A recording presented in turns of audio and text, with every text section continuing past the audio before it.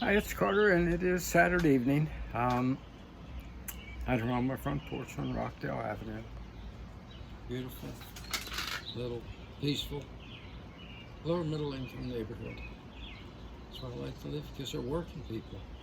They're working people. No politicians here. No politicians here.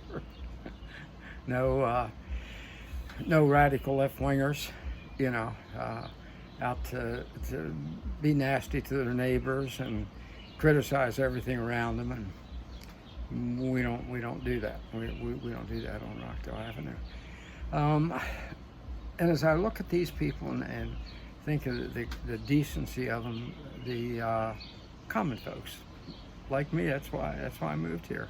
My wife and I could have lived anywhere. We have a home in West Virginia. We actually have a beach home in La Ceiba. We like it here. Good folks, real Americans. Real Americans. We don't talk politics. But I had to talk politics to you right now. Because, folks, we have a serious problem.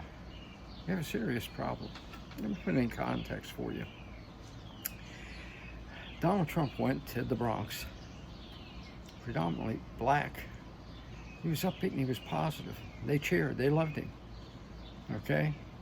He raised their spirits because he extolled our country. I want you to contrast that with Toxic Joe Biden's horrifying appearance at Morehouse College in Atlanta. Absolutely the most vile, divisive, and mean-spirited speech in the history of this country. It was designed to do one thing, and that was stir up racial hatred. That's all it was.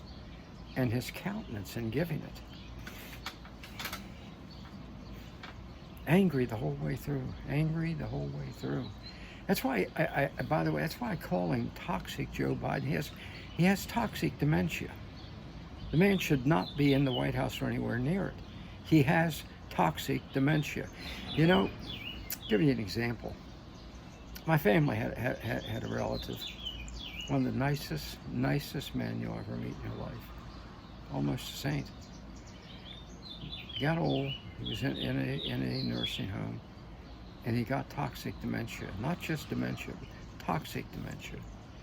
All of a sudden, this gentle man was angry about everything. Toward the end, he would throw plates across the room. I remember one day he threw a pitcher of water at a nurse, and we got her aside and said, please don't hold that against him. That's not the man that we knew. That's not even recognizable as the man we knew. So please don't hold that against him. Well, Joe Biden has reached that stage. Everything he does is mean-spirited and ugly. And here's why the problem deepens. Let me share this with you. Here's why the problem deepens. My brother and I were just talking about this. He is surrounded by people who don't have dementia, but are toxic. He's surrounded with mean-spirited people who do mean things. Okay? They're arrogant. They're obnoxious. Most of them have spent their entire lives in Washington in one position or another, so they've learned to disdain the common folks. These folks, they can't stand them. They would no more be my neighbor on this street than I would take up residence in hell. Okay? Just wouldn't happen.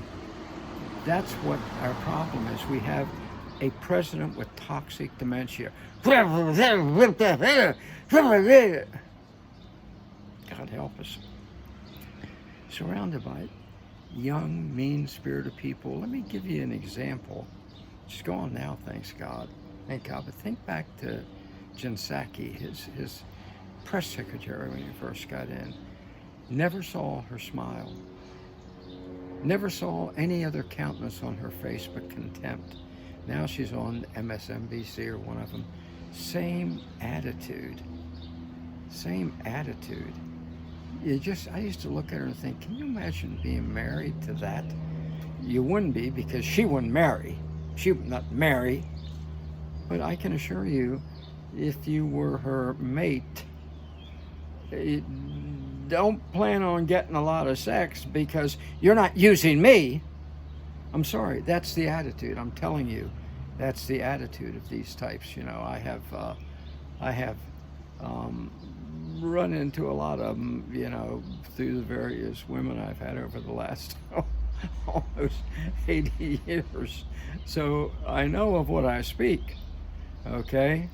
None of those times, those kind of lasted long with me, I might add, but she was just vile. And then she goes on whatever liberal network she's on and ridicules people who are upset because their neighborhoods are being invaded by illegal aliens and they're being forced to pay for it. She ridiculed them and scorned them and disdained them, okay?